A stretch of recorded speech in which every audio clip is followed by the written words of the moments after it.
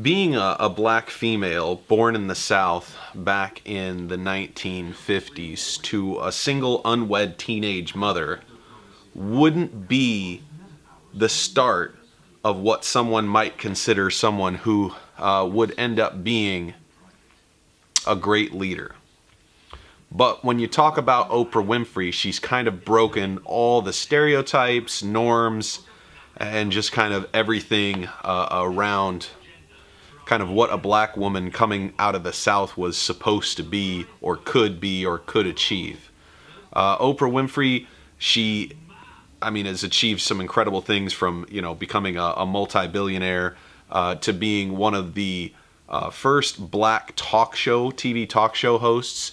She started back in 1986. She was officially syndicated, but she started actually all the way back in high school hosting a radio show. And on the radio show, she did a good job just kind of with her entrances and the way that she talked, and people were interested in what she had to say. And then in college, she was able to help out with a Chicago-based talk show. And she took the talk show from last place all the way to first.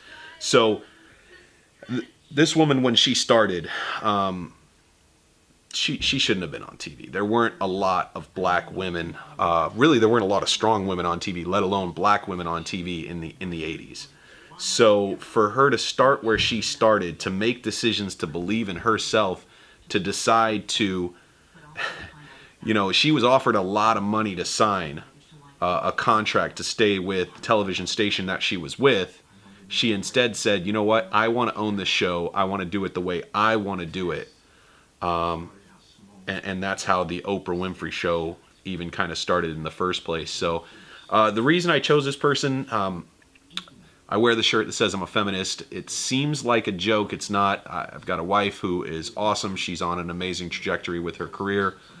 Who knows where she'll end up here in the next 5 or 10 years. But I've also got 2 daughters. So I see what women in general have to kind of deal with to just go through life. Guys, we don't get, people whistling at us. We don't get, well, you're not good enough to do that, or that's not a thing that women do, or, we don't get that as guys. Women get that. And so I appreciate that women are just treated a little bit different. And I think that being black and a woman in America, coming out of what was segregation and all these other things that were going on during the early to mid 1900s, it's kind of an amazing story. All jokes aside for Oprah Winfrey and what her show's about and just all the good love and all that, but it's really kind of just, it's incredible to me. So with Oprah Winfrey, I want to talk about kind of 3 things that I think that she exemplifies as a leader. One is perseverance, another is class, and the other is work ethic. So when we talk about Oprah Winfrey, we talk about somebody who kind of, she ran her own show, and not kind of ran her own show like she was told show up here. Like, she sat in and she decided what they were going to talk about, and she formulated the dialogue, and she created the sets, and she was just involved with everything all the way around. So when it comes to just her pure, unadulterated work ethic, guaranteed she worked harder and longer and stronger than anybody else similar in her industry. Maury Povich, any of those guys who were kind of there during when she was in, mid 80s, 90s, even the early 2000s, she outworked them, right? She started her book club. Who would have thought on a talk show you'd have a book club, right? But if your book got on Oprah's book club, all of a sudden you sold a million copies instantly. Like, if you're on the book club, sold 1 million copies, congratulations. So for me, she had to work harder, right? Whether you want to look at the fact that she was black or you want to look at the fact that she was a woman, she worked harder than everybody else around her to achieve her goals. When it comes to class, she was a class act, right? You look at the way that she ran her shows, okay? They weren't hooting and hollering and yelling and fighting like a lot of the other daytime talk shows. There wasn't, hey, let's do a paternity test. There weren't all of those things that kind of bring a show down to kind of a lesser level, right? She kept her show classy. She kept her show talking about current events. She got really great interviews with stars because she was a journalist. She treated them as people to share information. I just, when it comes to class, top notch. She absolutely just is a class act. And now you put her work ethic and her class together, she has her own television network, right? The big thing when I think about leaders is a leader needs to lead, but a leader has to be someone that the followers want to follow and other leaders want to follow, right? So going back to something that Eric thinks about, he thinks that we can all be leaders, and I agree. The thing is, you're not always going to be a leader. You can be a leader, but you're not always going to be a leader, because in some areas, it's just not your area, or maybe it's, this person's project, so you have to let them lead.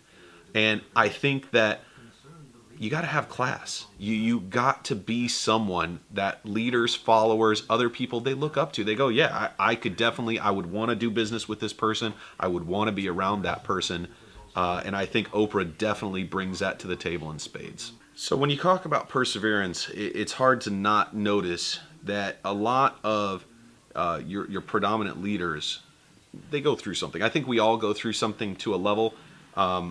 But you've got to persevere through, whether it be adversity with trying to get your business off the ground, adversity with just kind of getting done the things that you need to get done in your life. But Oprah Winfrey persevered through a lot, to say the least. Back in 1986, she talked about, during an episode where she discussed sexual abuse, the fact that she was sexually abused since the age of 9. So,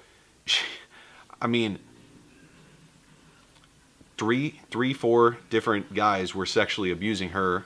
She ended up running away from home at 13.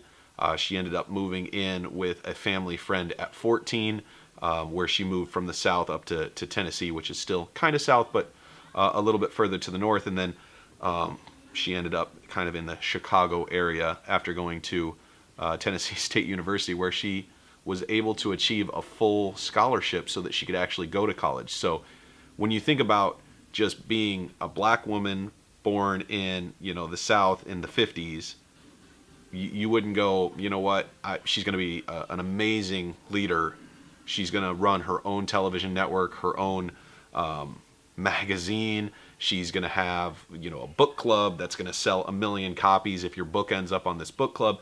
You just wouldn't think that about anyone, let alone somebody coming through kind of her situation and what she went through. Long story short, I'm always been impressed with Oprah Winfrey. I don't especially enjoy watching her show. I've watched it on and off, a few minutes here, a few minutes there, but I'm impressed with her and what she's done and how she's kind of achieved what she's achieved.